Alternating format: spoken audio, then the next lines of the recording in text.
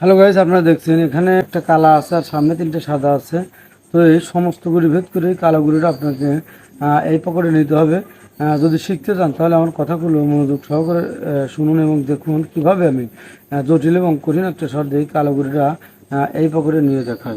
তো দেখুন, এই কালো গুড়ি যদি আপনি এই পকেটে নিতে চান তাহলে এই কালো গুড়ির কোন জায়গা মারবেন, যদি শিখতে চান তাহলে মনোযোগ সহকারে দেখুন। এইখানে যদি মারেন তাহলে কিন্তু এই সোজা যাবে, এই চাপ এখানে তো মারাই যাবে না। আর এই তিন গুড়ি যদি না থাকে তাহলে কিন্তু আপনি ঠিক এই জায়গায় মারবেন এবং এই জায়গা সোজা স্ট্রাইকটা বসাইবেন, এই জায়গায় মারবেন।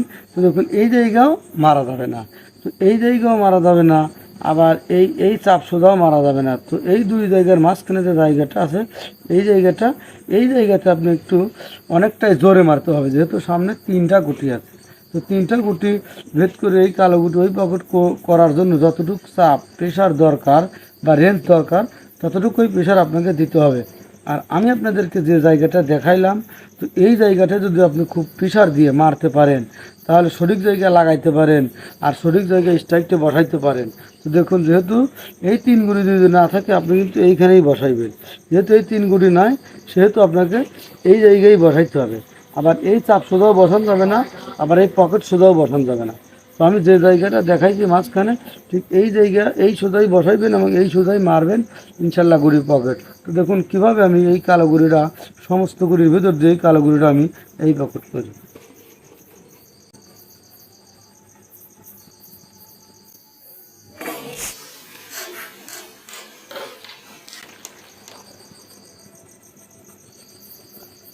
হ্যালো বন্ধুরা, আপনারা দেখলেন আমি কিন্তু তিনটা গুটি বিচ্ছিন্ন করে দিয়ে তিন দিকে ছড়িয়ে দিয়ে কিন্তু পিছনের সেই কালো গুঁড়িটা কত জটিল এবং কঠিন একটা শট দিয়ে আমি কিন্তু পকেট করলাম। আর আমি কিন্তু যেরকম বলেছিলাম ঠিক সেরকমভাবেই কিন্তু পকেট করেছি।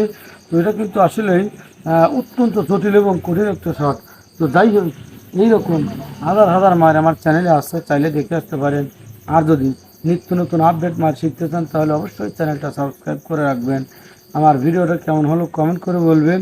আমার ভিডিও যদি ভালো লাগে লাইক কমেন্ট শেয়ার করতে ভুলবেন না। ভালো থাকুন, সুস্থ থাকুন।